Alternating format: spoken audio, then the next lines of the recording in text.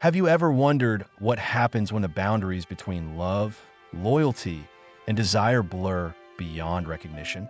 What if the person you were closest to, your partner, wasn't the only one who saw you for who you truly are? What if the one who made you feel alive again was someone you never expected? In this deeply emotional and raw story, we follow a man who makes a decision that will change everything. But is it too late to turn back? Tonight, we dive into a tale of forbidden connections, self-discovery, and the complex web of emotions that unfold when two people find themselves drawn to each other in ways they never imagined. Stay tuned for a story that will leave you questioning everything, including yourself. It all started with a family dinner, a routine tradition that was meant to be comfortable and familiar. The air was filled with the aroma of roasted chicken, garlic bread, and the faint sweetness of freshly baked apple pie. My partner had just invited their father over for dinner. It was a casual gesture, nothing out of the ordinary, as they often sought to strengthen the fragile relationship they had with their dad. Frank was an intriguing man, someone whose presence always commanded attention without much effort. With his silver hair combed neatly back, a posture that exuded confidence, and a deep, soothing voice, he was the kind of man who left an impression.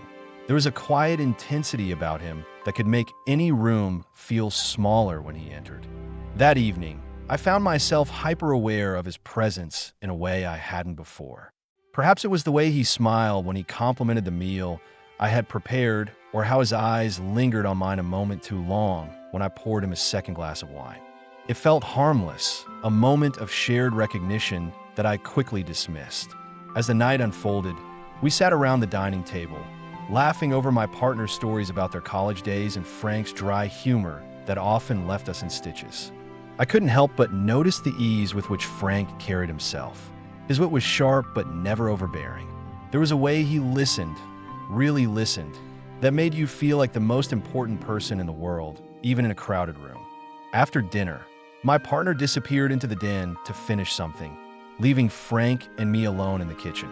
I tried to busy myself, but could feel Frank's gaze on me. "You've outdone yourself tonight," he said, breaking the quiet. His voice was warm and genuine, but there was a flicker of something else there, something I wasn't ready to name. "Thank you," I replied, glancing at him over my shoulder. "I'm glad you enjoyed it. You've been good for Victoria," he added, stepping closer. "She's lucky to have someone who grounds her." I smiled politely, unsure how to respond. "We make it work," I said softly, my hands busy drawing a glass. Frank leaned against the counter, his expression thoughtful. "Marriage isn't easy. Trust me, I've learned that the hard way." There was a weight to his words that made me pause. I set the glass down and turned to face him fully. "You seem like you figured out a lot, though," I offered. "You carry yourself with so much confidence." He chuckled, the sound low and rich.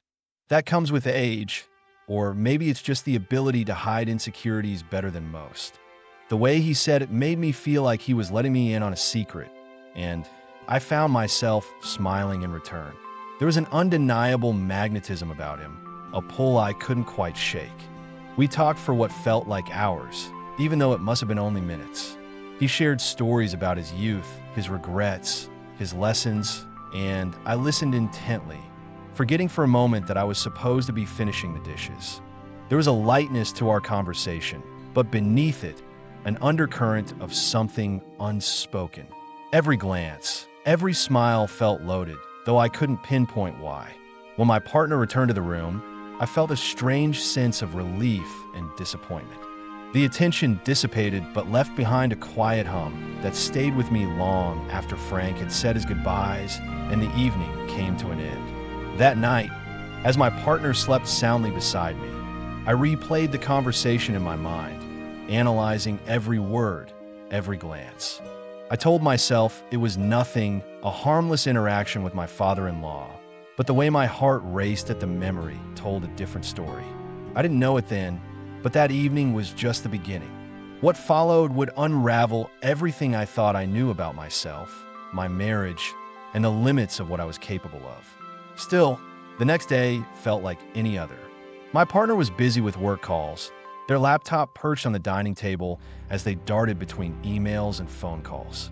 I spent the morning cleaning up after the dinner party, but my thoughts kept drifting to Frank, his laughter, the warmth in his voice, and the way his eyes had lingered on me just a second too long.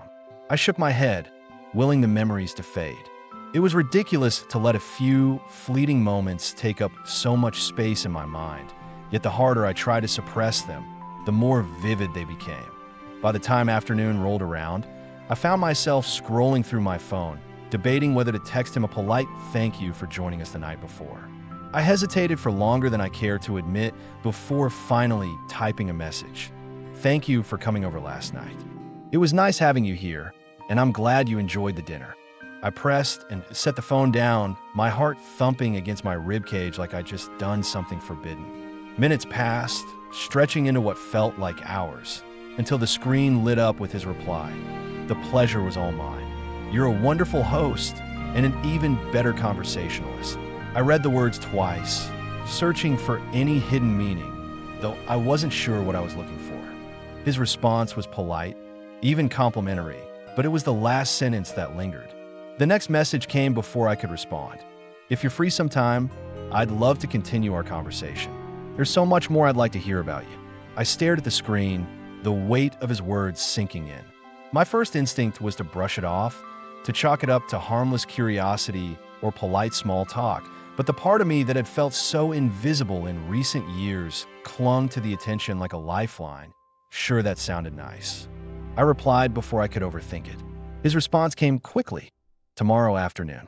I know a quiet cafe near the park where we could talk without interruptions. I hesitated. Meeting him felt like crossing a line. I wasn't sure I wanted to approach, but the allure of being seen, truly seen, was too strong to resist. I found myself typing, "Tomorrow works. See you then." The cafe was cozy, with dim lighting and the faint aroma of freshly brewed coffee wafting through the air. Frank was already seated at a corner table when I arrived, a cup of espresso in front of him and a newspaper folded neatly to one side. He stood as I approached, his smile warm and inviting. "You're punctual," he said, pulling out a chair for me. I smiled, sitting down as my pulse quickened. The conversation started off innocently enough. We talked about the weather, the latest news, and little anecdotes from the previous evening. But as the minutes passed, the tone shifted.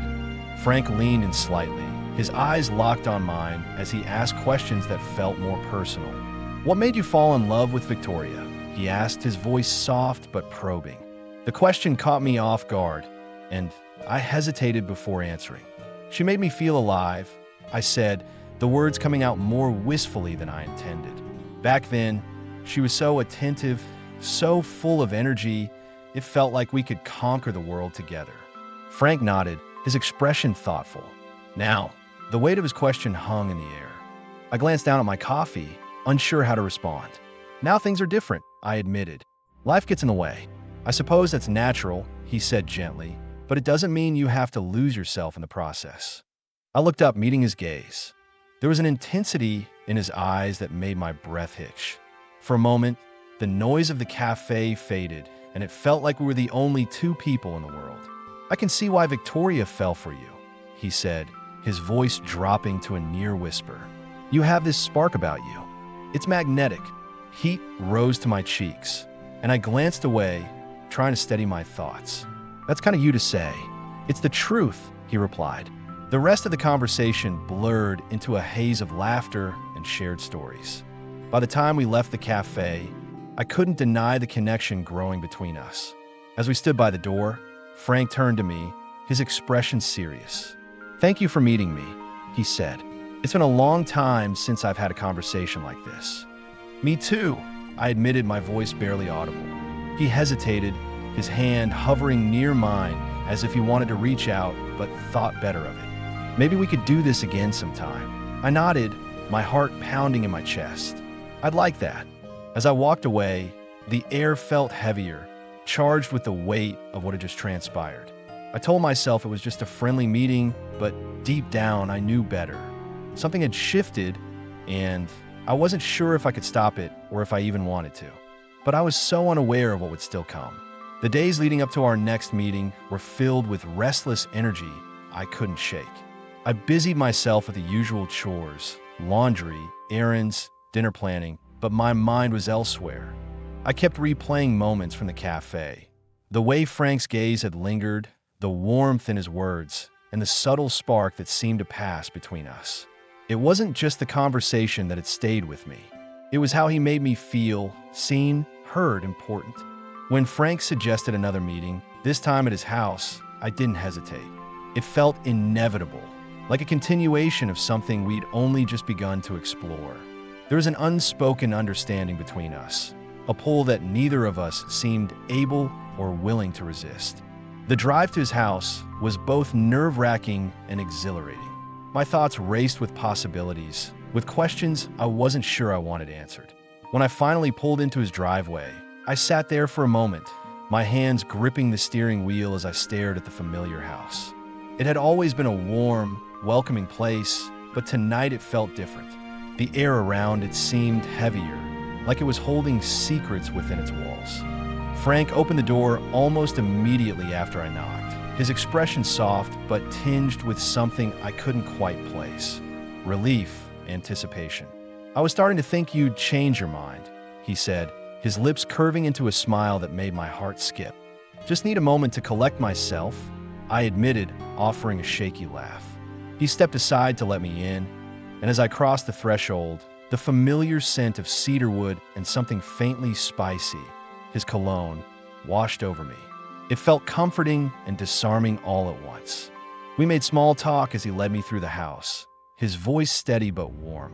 It was a facade we both clung to, pretending this was just another visit, that the undercurrent between us didn't exist. When we reached the kitchen, he gestured toward the island. "Sit," he said. "I'll make us some coffee." I obeyed, slipping onto one of the high stools as he moved around the kitchen. The space was bathed in the golden glow of the setting sun, the light streaming through the windows and reflecting off the polished countertops. It felt intimate in a way that caught me off guard. "Still take it with cream and no sugar?" he asked over his shoulder. "Hard to forget," he said simply, his tone carrying a weight I couldn't ignore as he set a steaming mug in front of me. Our fingers brushed briefly, the touch fleeting but electric, sending a jolt through me that I struggled to suppress. I wrapped my hands around the mug more for something to do than for warmth and avoided his gaze. "This feels strange," I admitted, finally breaking the silence. Strange how his voice was soft, inviting me to open up. I hesitated, searching for the right words. Like we're walking a fine line, one we probably shouldn't be walking. Frank leaned against the counter, his eyes locking onto mine. "You're not wrong," he said after a moment. "But does that mean it's something we shouldn't explore?" His honesty took me off guard, and for a moment, all I could do was stare at him. The weight of his question hung between us, heavy and undeniable. "I don't know," I whispered, "but I can't seem to walk away." His lips twitched into a faint smile, one that didn't quite reach his eyes. Neither could I. The air between us grew thicker, charged with unspoken emotions and tension that was impossible to ignore. I sipped my coffee, though the taste barely registered. My mind was too focused on the man standing a few feet away. "I never asked," Frank said, breaking the stillness. "What drew you to Victoria in the first place?" His question caught me off guard as he had already asked this, and I took a moment to think before answering. She was different back then. It felt like we could conquer the world together, and I wanted to be part of that. Frank nodded, his gaze fixed on the horizon. "Now," I said with a sigh, "it feels like we're just existing. We're in the same house, but it's like we're living separate lives. She's always working, always distracted. I don't even remember the last time she really looked at me." Frank's expression softened, and he turned to face me. "You deserve to be seen, to be valued. Don't let anyone make you feel like you're not worth that." His words hung in the air, heavy with meaning. I looked at him, my chest tightening as the unspoken tension between us grew. "Frank," I began, but he reached out, his hand covering mine. "You don't have to say anything," he said softly. "I just want you to know that if you ever need someone, I'm here." The sincerity in his voice was undeniable, and for a moment, I let myself believe it. His hand was warm against mine, his touch grounding and steady. My instinct screamed at me to pull away, to draw the line before it blurred any further, but I couldn't bring myself to do it. Instead, I turned my hand over, letting our fingers intertwine. The gesture was small, almost imperceptible, but it felt monumental. Frank's eyes searched mine, and in that moment, something shifted. "You're not alone in this," he said, his voice barely above a whisper. The world around us seemed to fade, the soft rustling of leaves and distant chirping of birds blending into a quiet symphony that seemed to exist solely for us. My breath hitched as he leaned in, his face inches from mine. It wasn't rushed or frantic. It was tentative, almost hesitant, as if he was giving me every chance to pull away, but I didn't. When his lips met mine, it was soft and deliberate, a kiss that spoke of longing and understanding. For the first time in years, I felt alive. The kiss lingered, a tender yet electrifying connection that neither of us seemed ready to break. Frank's hand slid up to cradle my face, his thumb brushing my cheek with a gentleness that made my heart race. I'd forgotten what it felt like to be touched like this, not out of obligation or routine, but with genuine care and desire. When we finally pulled apart, our breaths mingled in the stillness between us. His forehead rested lightly against mine, his eyes searching mine for something I couldn't quite name.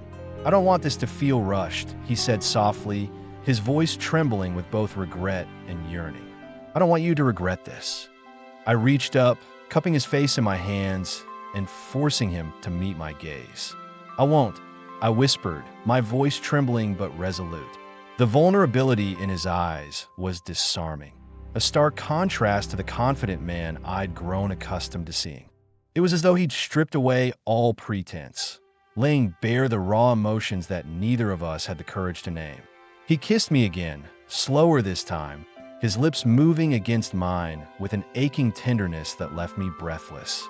Every touch, every caress was deliberate, as though he was committing every inch of me to memory. My hand slid down his chest, feeling the steady rhythm of his heartbeat beneath my palms, a reminder that this moment was real, that we were both here, choosing this despite everything that told us we shouldn't.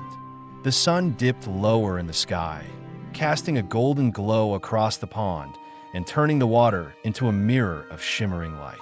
The air felt heavy with the weight of unspoken words, but neither of us dared to break the silence. It was as though the universe had conspired to give us this one perfect moment, untainted by the complexities of the world outside. Frank's hand settled on my hips, his fingers tracing gentle patterns that sent shivers down my spine. "You're so beautiful," he murmured, his voice barely audible. "I don't think I've ever told you that." His words struck a chord deep within me, and I felt tears prick at the corners of my eyes. It wasn't just the compliment. It was the way he said it, as though he'd been holding on to the thought for longer than he cared to admit. "Frank," I began, but my voice faltered as emotion overwhelmed me. "Shoo," he whispered, pressing a finger to my lips. "You don't have to say anything." For a moment, I let myself get lost in the rhythm of his breathing, in the way his touch felt like both a question and an answer. My fingers found their way to his hair, threading through the strands as I pulled him closer. The kiss that followed was different. Not urgent or rushed, but filled with a quiet intensity that left no room for doubt. The world around us seemed to blur, time stretching and folding in on itself as we surrendered to the connection between us. His hands moved with a careful confidence, tracing paths along my skin that made me feel more alive than I had in years. Every kiss, every touch was a promise, a silent declaration of something neither of us dared to put into words. When he finally pulled back, his breathing was ragged, his eyes searching mine as though trying to decipher what I was thinking. "Are you okay?" he asked, his voice low and full of concern. I nodded, unable to find the words to articulate the storm of emotion swirling inside me. Instead, I leaned forward, pressing my forehead against his and letting the silence speak for me. He smiled a small, tender smile that made my heart ache and brushed a strand of hair from my face. "You deserve to feel this way," he said quietly. Don't ever let anyone make you believe otherwise. His words lingered in the air, a gentle echo that seemed to wrap around me like a comforting embrace. For the first time in years, I felt seen, truly seen, and the realization left me both exhilarated and terrified. As the sun dipped below the horizon, painting the sky in hues of orange and pink, we stayed wrapped in each other's arms, the rest of the world fading into the background. It was a moment I knew I would never forget, a stolen fragment of time that would linger in my memory long after the consequences caught up with us. For now, I'll let myself bask in the warmth of his touch, in a way his presence made the world feel a little less lonely. The future could wait. In this moment, all that mattered was us. The air grew cooler as the last traces of sunlight disappeared, leaving us under a canopy of stars. Frank's arms remained wrapped around me, his steady breathing a soothing rhythm against the chaos in my mind. The weight of what we'd done lingered, but wasn't oppressive. It was more like the echo of something profound, something I couldn't quite define. For a long while, neither of us spoke. The sounds of a night filled the silence between us.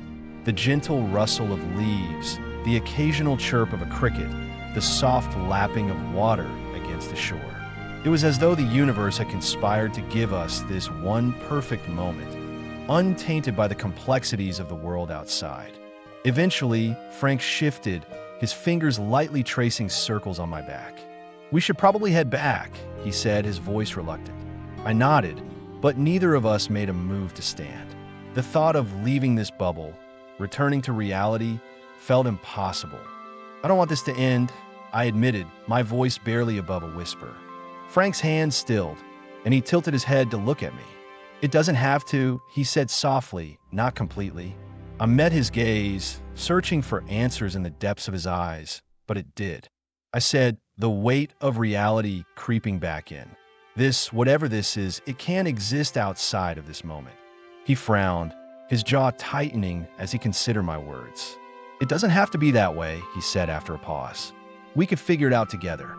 His words sent a pang through my chest, equal parts hope and despair. Frank, this isn't just about us, I said, my voice tinged with sadness. There's so much at stake, so many people who could get hurt. I know, he said, his voice firm but gentle. And I'm not saying we have to make any decisions right now. I don't want this to be the last time. His vulnerability caught me off guard, and for a moment, I couldn't speak. I reached out, brushing my fingers against his cheek. Neither do I admitted, my voice trembling. The drive back to the house was quiet, the weight of our unspoken thoughts filling the space between us. Frank kept his hands on the wheel, his gaze fixed on the road, but every so often, I caught him glancing at me out of the corner of his eye. Each glance felt like a question, one I wasn't sure how to answer.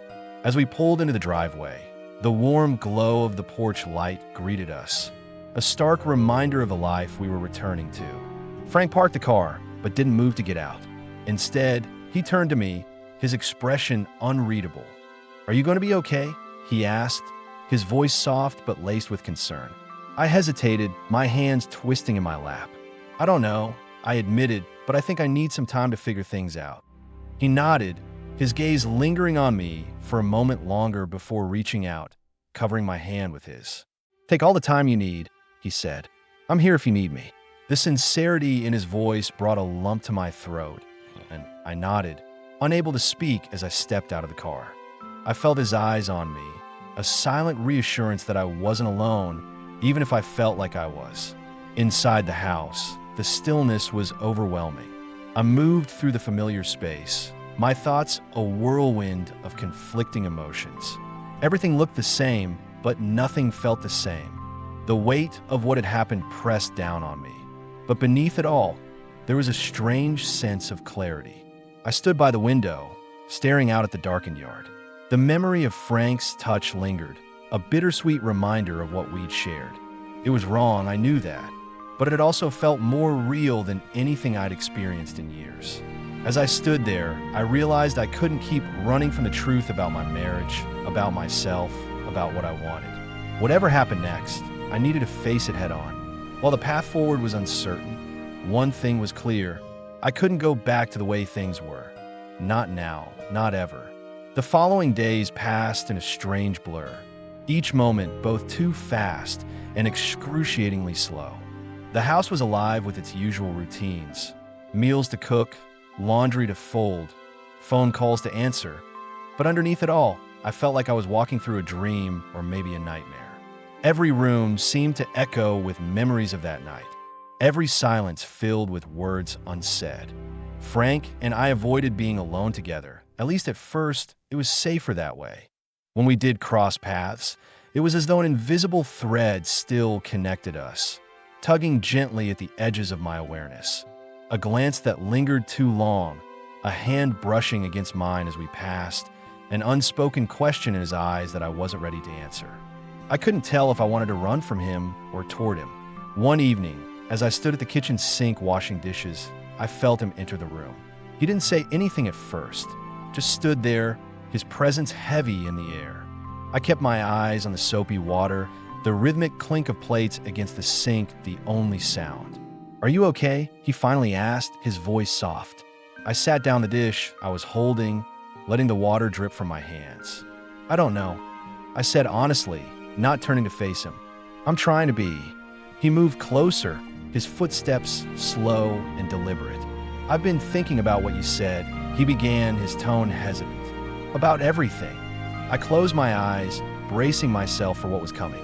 "And I think you're right," he said after a pause, "about how complicated this is, about what's at stake." I turned, drying my hands on a dish towel as I met his gaze. His expression was a mixture of sadness and resolve, and it tugged at something deep within me. "But I also know that I can't pretend it didn't happen," he continued. "I can't ignore how I feel." His words sent a pang through me, and I looked away, unable to hold his gaze. "Frank, I don't know if I can do this," I said, gesturing vaguely between us. "I don't know how to move forward. I don't know how to look at him." My voice broke, and Frank closed the distance between us, his hands resting gently on my shoulders. "You're not alone in this," he said firmly. "Whatever you're feeling, I'm feeling it too. And I know it's messy and wrong and impossible, but I can't just walk away." His words hung in the air, heavy with truth. I looked up at him, searching his face for answers, knowing he didn't have them. "I don't know what to do," I whispered. "Neither do I," he admitted, a faint smile tugging at his lips. "But I know I don't regret it, not a single moment." Tears pricked at my eyes, and I shook my head, more at myself than at him. "How do we get here?" "I don't know," he said softly, his thumb brushing against my cheek. "But we're here now, and we have to figure out what that means." For a moment, we just stood there, the world narrowing to the space between us. I felt the weight of his touch, the warmth of his breath, the steady reassurance in his gaze. And for the first time in days, I allowed myself to hope, if only for a fleeting moment, that we could find a way through this. But then the sound of the front door opening shattered the moment, and we stepped apart as if burned. My wife's voice called out from the hallway, cheerful and unsuspecting, and the walls of reality came crashing back down. Frank gave me one last lingering look before stepping out of the kitchen, leaving me alone with my thoughts. My hands trembled as I returned to the sink, the soapy water now cold against my skin. The weight of what we'd done, what we were settled over me once more. I didn't know where this path would lead, or if it would lead anywhere at all, but one thing was certain: nothing would ever be the same. Asterisk. If you resonated with this story, please hit the like button below, subscribe to our channel for more heartfelt stories, and comment to share your thoughts. We'd love to hear your perspective on this journey of self-discovery and the challenges that come with it. Until next time, stay true to yourself.